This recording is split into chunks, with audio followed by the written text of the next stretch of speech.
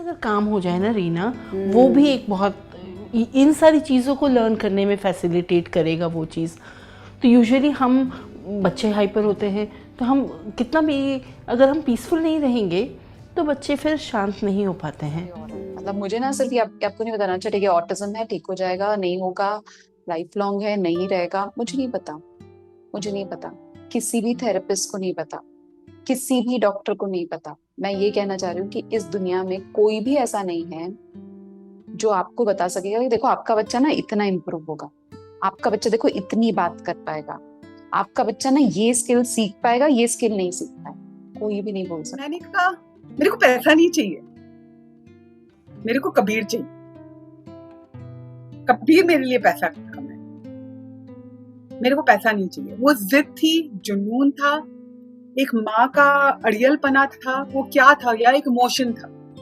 और उस समय ये था कि ऑटिज्म को ठीक करना है, क्योंकि पूरी चीज तो पता ही नहीं थी क्या। ये पता था कि कुछ बहुत खराब हो गया, क्योंकि सारे इंटरनेट से यही निकल गया। तो फिलहाल उस वक्त तो ऐसे लगा कि ठीक है, देखेंगे जो होता जाएगा, दवाई दी जाएगी। फिर ग्रेजुअली डॉक्टर ने कहा कि नहीं, ये लाइफ लॉन्ग है और ये सब चीज़ें होती है, फिर थेरेपी होती है। बट मुझे ऐसे आज भी लगता है कि मुझे पता नहीं ये सही है कि गलत है, पर देन कभी डर नहीं लगा, कि कभी ऐसे लगा नहीं कि आगे क्या होगा, बिकॉज उतनी दूर मैं गई नहीं सोचने। मैं बस सोच रही थी कि अच्छा कुछ प्रॉब्लम है और उसको ऑटिज़म कहते हैं और उसका हल नहीं है, पर we can walk towards it. So वो एक पहुंचा था मेरे पास। और जैसे चीज़ें होती गई, थेरेपी होती गई, ग्रेजुअली हम लोग धीरे धीरे धीरे फिर ग्रेजुअली जैसे समझने लगी, तो पता चला कि हाँ, this is not an easy thing to do, it's थोड़ा डिफ़िकल्ट है। बट आज भी मुझे ऐसे लगता है कि मैं शायद इस बात को लेके रोई नहीं, नाइदर घबराई। I just took it as it came to me. And पहले मुझे ऐसे लगता था कि सही है कि नहीं, बिकॉज जब थेरेपी के लिए जाते हैं और दूसरे पेरेंट्स ये सारी बातें बोलते हैं, तो मुझे बार बार अपने आप पे ऐसे लगता कि मुझे क्यों नहीं ऐसे हो रहा है। बट देन अभी इस उम्र में पहुंचने के बाद ऐसे लगता कि वो ठीक था, वो एक चीज़ थी जैसे मैंने रिएक्ट किया, और हर एक बंदा अपने हिसाब से रिएक्ट करता है। So it was all right. और घर आके तो जो रोए हैं। और मेरा ऐसा था कि देखो, I know my kid, he is very bright, हाँ जो भी है हम देख लेंगे। तो मेरे लिए वो एक ऐसा ये नहीं था कि दुनिया खत्म हो गई या कुछ हुआ। तो मेरे लिए तो मे बी डिनायल था या जो भी था, मगर मैंने कहा नहीं, मुझे पता है ये लड़का ब्राइट है, तो ठीक है, संभाल लेंगे। तो घर मेरे को ऐसे था कि अगर पूरे वर्ल्ड में एक भी ऐसी सक्सेस स्टोरी है तो second is going to be ours. पिछले 23 सालों से मैं बच्चे जिनको ऑटिज्म का डायग्नोसिस है उनके साथ काम कर रही हूँ। बहुत सारे पेरेंट्स को देखा, बहुत सारा समझने की कोशिश की कि थेरेपी हेल्प कर रही है या क्या चीज़ है, मतलब क्या है कि कुछ बच्चे बहुत इम्प्रूव हो रहे हैं। क्या उनका ऑटिज्म ज़्यादा सिवियर था, या पेरेंट ज़्यादा एजुकेटेड थे, या पेरेंट ने थेरेपी कंसिस्टेंटली की। क्या चीज़ें थी जो हेल्प की मेरे काफ़ी सारे बच्चों को जल्दी इम्प्रूव होने के लिए। तो वो कुछ चीज़ें हैं जो मैं आपके साथ मे बी जस्ट एक पॉइंटर है रादर आज के लिए, जो मैं आपके साथ शेयर करना चाह रही हूँ। क्योंकि मुझे चाहिए कि जैसे मेरे बच्चे जो बहुत इम्प्रूव हो गए और जो काफ़ी इंडिपेंडेंट हैं, फंक्शनल ज़िंदगी जी रहे हैं, वैसे आपके बच्चे भी जी पाएँ। ये मेरा मकसद है, ये मेरा एम है। तो क्यों कुछ बच्चे बहुत इम्प्रूव हो गए और क्यों कुछ नहीं इम्प्रूव हो पाए, एक पॉइंटर है। बहुत सारे पॉइंटर्स हैं, लेकिन आज के इस वीडियो में मुझे एक पॉइंटर था जो डिस्कस करना था। मेरे पास एक पेरेंट आए थे और मुझे कहते हैं कि ना ये जब देखो चिड़चिड़ करता रहता है, परेशान करके रख दिया इसने मुझे। ये एक पॉइंटर हो गया। क्या हमने वर्ड यूज किया, हमको परेशान करके रख दिया है ना। तो ये मैं लिख देती थी साइड में कहीं पे। तो एक पेरेंट आते थे, मुझे कहते थे my child gets the worst out of me. मुझ में से ना जो मतलब बहुत ही इतना परेशान कर देता है कि मैं मतलब बकवास बिहेव करती हूँ। तो मैं लिख देती हूँ बकवास बिहेव करती हूँ।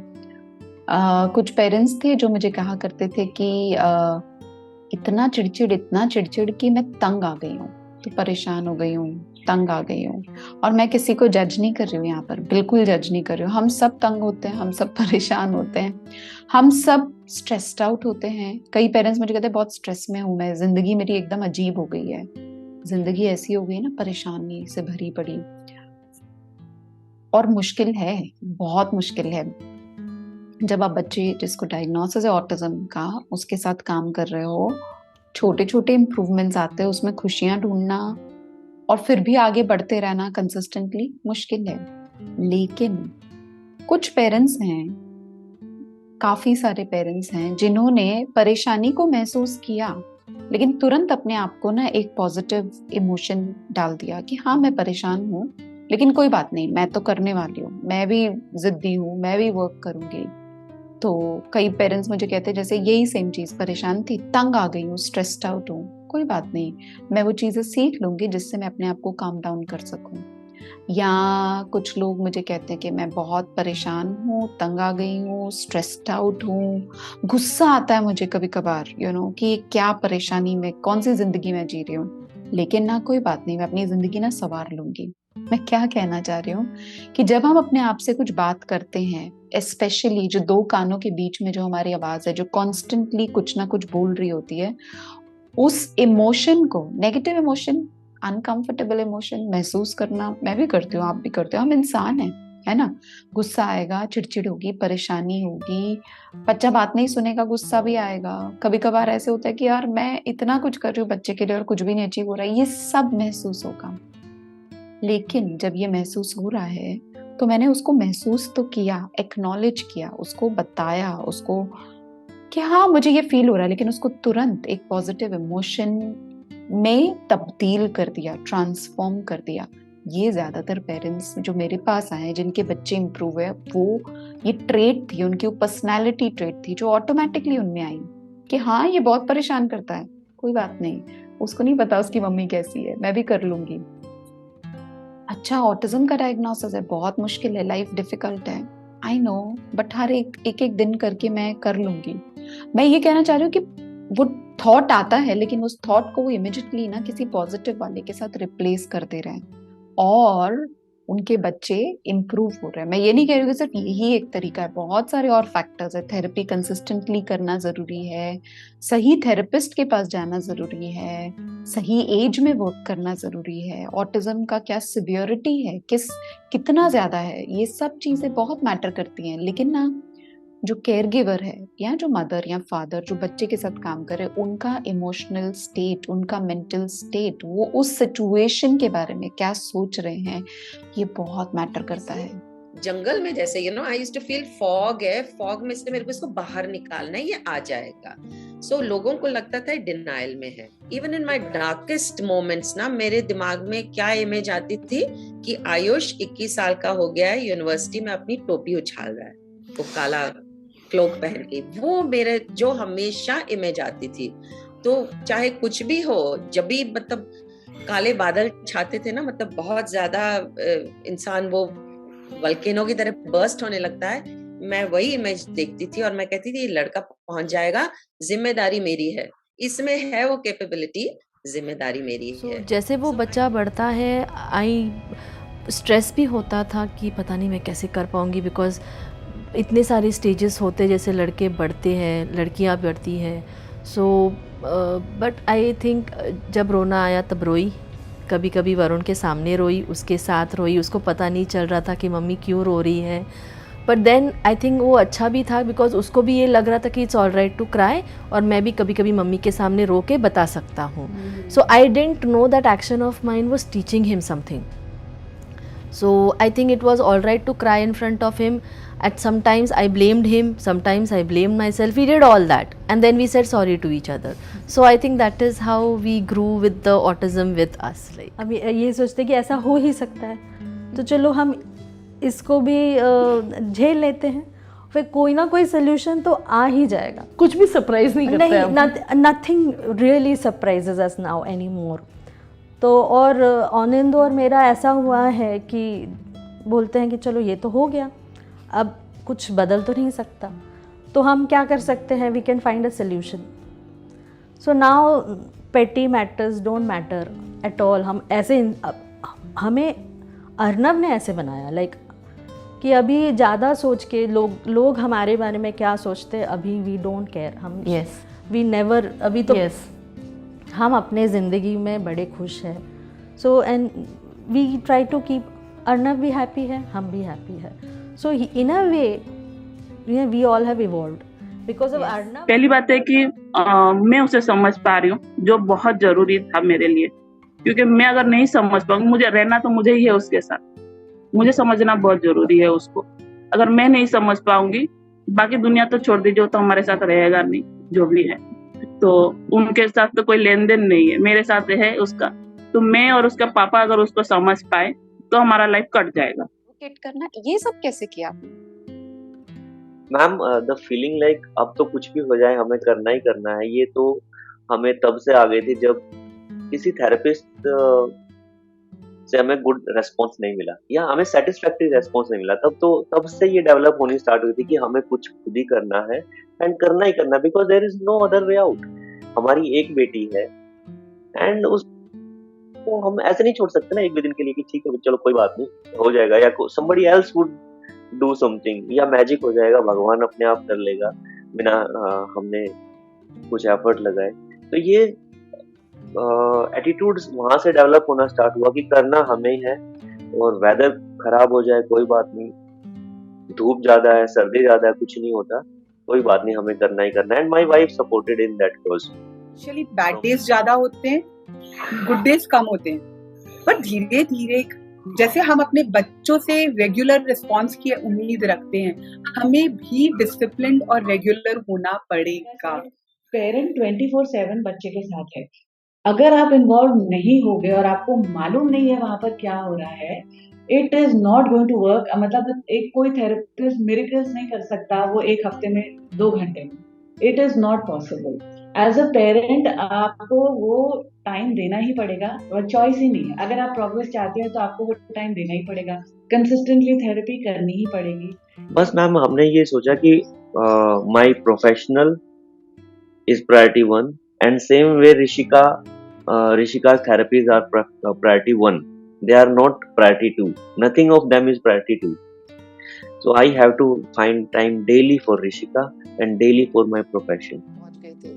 मैं ये कह रही हूँ, आपका विश्वास और आपकी मेहनत अगर पूरी है, बच्चे में चमत्कार हो जाते हैं. ये सब तो ऐसे लेबल्स है ना. तो अगर मैं अपने आप को उस चीज के लिए रेडी रखूं तो वो बेटर होगा ना. बहुत टाइम लगता है इन चीजों से बाहर आने में, और ये चीज ना कि कोई नहीं, आपका बच्चा कर लेगा, इट्स ओके, आप मेहनत करो. क्योंकि ये एक बहुत बड़ा स्पीड ब्रेकर आता है जब बच्चों के साथ आप काम कर रहे होते हो. तो ये स्पीड ब्रेकर को पैदा ही नहीं होने देता है. हम अपने बच्चे पे विश्वास करना है नहीं करना है, ये कोई हमको बाहर वाला नहीं बताएगा, राइट? चाहे उसको डायग्नोसिस हो ना हो, अगर आपने मेहनत की है अच्छी खासी, रेडी हो और आप बच्चे पे विश्वास कर रहे हो, बच्चे में इम्प्रूवमेंट्स आते हैं. While I try to teach Mohit skills and to talk and all of that, but more important is believing in himself, you know. And when we did that, he emerged, his artwork emerged. We used to praise him the way he is, not making him, from day one we never made him understand that no, you are special or you are different from other kids. We gave him the platform like I would have given to any of my other child if I would have had, who is a neurotypical child. किया था. Take him to... बहुत सारे ऐसे parents हैं जिनको मैंने interview नहीं किया है, लेकिन उन सबका भी यही स्टेट था कि वो एक थॉट आता था जो कि ना, व्हाट इफ ऐसा होगा तो क्या होगा, कोई नहीं मैं कर लूंगी, ऐसा हुआ तो क्या होगा, कोई नहीं मैं कर लूंगी. यानी कि वो थॉट को ना वो अधूरा नहीं छोड़ते थे, उसके ऊपर ना एक पॉजिटिव थॉट ओवरलैप कर देते थे हमेशा. और ये जो चीज है ना, ये उनको बहुत फायदा की. अगर आपको ये थॉट आ रहा है कि अरे क्या होगा आगे चलकर, कोई बात नहीं मैं कर लूंगी, मैं रिसोर्सेज ना, या लोग या टीचर्स या थेरेपिस्ट, कोई ना कोई मेरी जिंदगी में आ जाएगा जो मुझे सिखा देगा कि मैंने क्या करना है, हो जाएगा, कर लूंगी. मेरा दिल और दिमाग तब मिला जब I came and I met you, and आपने देखा एंड आपने कहा ऐसा कुछ नहीं है, हो जाएगा. एंड यू नो, वो ऐसा कुछ नहीं है, हो जाएगा, जैसे मेरे लिए ना वो एक कवच बन गया. मैं उसको पकड़ के लाइफ में आगे बढ़ी. मैं आपको बताऊंगी, एक दिन आएगा मेरा निर्वेद आपके पास, ठीक है, और मैं इन लोगों को यहाँ पे दिखाऊंगी। दिखाना नहीं है मुझे, उसको प्रूफ करना है कि मुझे मेरे बच्चे के लिए पैसा नहीं रखना है, वो खुद कमा लेगा, ठीक है। वो कोई आपका एक लाइन था ना ma'am, dust it of and walk again, तो वो मैंने ले लिया। तो 1 हफ्ते के लिए या 15 दिन के लिए अगर आपको पॉसिबल हो, तो मैं चाहती हूँ कि आपको ये जो थॉट आ रहा है ना कि अरे बाबा रे क्या होगा, ये लिख लो कहीं पे। बुक में हम लोग बनाते थे ना 2 कॉलम, एक तरफ लेफ्ट एक तरफ राइट, तो 2 कॉलम बना लो। लेफ्ट साइड में लिखना कि अरे ये होगा तो क्या होगा, और उसके अगेंस्ट उसको रिप्लेस करने वाला आपका पॉजिटिव थॉट।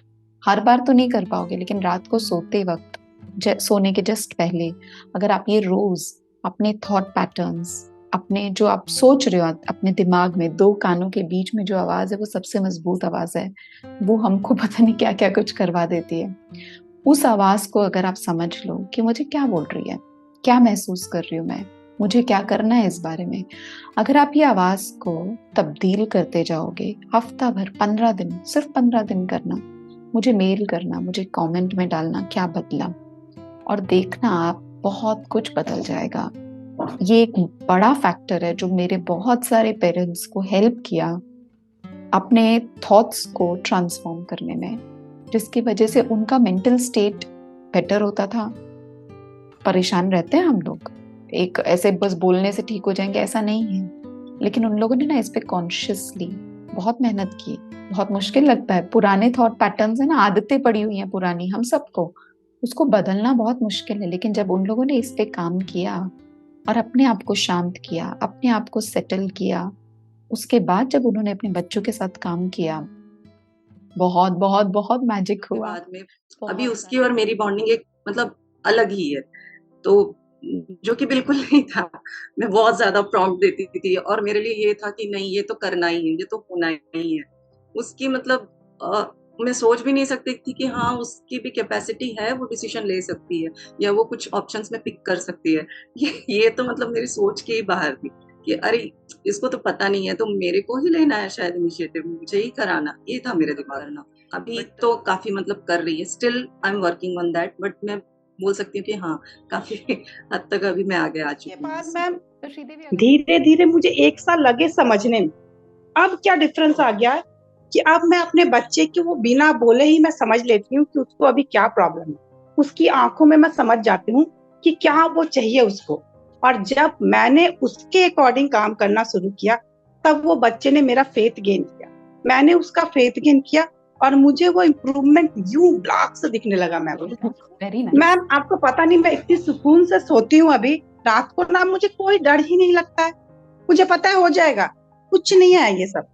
हाइपर एक्टिविटी काफी कम हुआ है, वो पहले से ही इरिटेशन उसका ज्यादा होता था, तो वो कम हो गया है। करता है अभी भी बीच बीच में करता है, बट हाँ उस चीज में मैं उसको जब मोरल सपोर्ट देती हूँ तो वो शांत हो जाता है जल्दी से। पहले क्या चिल्ला देती थी, क्या है 24 घंटा ऐसे होते रहते हो, ऐसे बोल देती थी, तो उससे और ज्यादा इरिटेट हो जाता था। अभी क्या है कि नहीं, उसको अगर प्रॉब्लम हो रहा है, वो प्रॉब्लम को मैं समझ पा रही हूँ, उसको तो प्रॉब्लम हो रहा है अंदर से, इस वजह से वो ऐसा हो रहा है।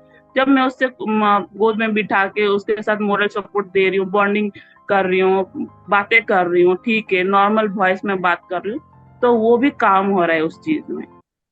कभी कभी बहुत ज्यादा जब उसका डिसऑर्गेनाइजेशन होता है तो होल डे लग जाते हैं उसको, मतलब टाइम टू टाइम उसका जो ये होता है ना इमोशन ब्रेकडाउन जो होता है, वो टाइम टू टाइम निकलता रहता है। उस दिन थोड़ा सा बहुत चिड़चिड़ा लगता है, क्योंकि मेरा भी एक लिमिटेशन है, तो उस चिड़चिड़े में थोड़ा सा मुझे भी प्रॉब्लम होता है। बट मैं जब उसका प्रॉब्लम को सोचती हूँ, मैं तो चलो मुझे प्रॉब्लम हो रहा है तो मैं तो एक्सप्रेस कर सकती हूँ किसी से भी बात करके, बट उसका प्रॉब्लम तो वो बोल भी नहीं पा रहा है। जब वो चीज माइंड में आ जाता है तब फिर वो गुस्सा इरिटेशन सब साइड में हो जाता है।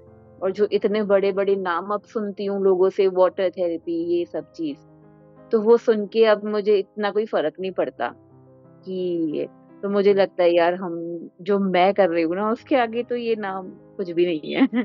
जो भी होता है नॉलेज होती है, अवेयरनेस होता है, सही डायरेक्शन में, और हमें सही बंदा मिलना चाहिए और सही गुरु होना चाहिए हमारे पास, और सही गाइड करने वाला होना चाहिए। उसका हाथ पकड़ो और सही रास्ते पे चलो और कंसिस्टेंसी रखो। पिछले 23 सालों में इतने सारे कॉन्फ्रेंसेस, वर्कशॉप्स, ट्रेनिंग्स, बच्चों के साथ काम करके जो भी तजुर्बा, जो भी सीखा, वो सब कुछ मैंने काफी सारे अपने रिकॉर्डेड कोर्सेज में रिकॉर्ड करके रखा है। तो अगर आप चाहो तो यस, पॉजिटिव होना, सोचना बहुत जरूरी है, लेकिन करना क्या है बच्चे के साथ, किस रास्ते पे चलना है, वो चीजें मैं आपके साथ शेयर करना चाहती हूँ। मेरे रिकॉर्डेड कोर्सेज जो हैं उसमें से आप बाय करके अपने पेस पर सीख सकते हो, और अगर वो आपको लगे कि यस काफ़ी हेल्प हुआ है, और अगर आप और ज़्यादा डिटेल में जाना चाहते हो तो मेरे साथ मेरे ऑनलाइन ट्रेनिंग्स जो मैं हर हफ्ते करती हूँ उनमें आप मुझे ज्वाइन कर सकते हो, अपने आप को इक्विप कर सकते हो कॉन्फिडेंटली क्या करना है, क्लैरिटी कि भाई मुझे पता है कि मुझे अपने बच्चे के साथ क्या करना है, कैसे करना है, कब रुकाना है, ये चीज़ मैं आपको सिखा सकती हूँ। ठीक है, तो आप ज्वाइन कर सकते हो मेरा वो प्रोग्राम और मिलकर आगे बढ़ सकते हैं हम लोग। और कोई नहीं बता पाएगा कि आपका बच्चा ये नहीं कर सकता, वो नहीं कर सकता। वो थेरेपिस्ट बदल दो, वो डॉक्टर बदल दो, वो टीचर बदल दो, अपनी सोच और अपना विश्वास बच्चे पे कायम रखना, बस ये बोल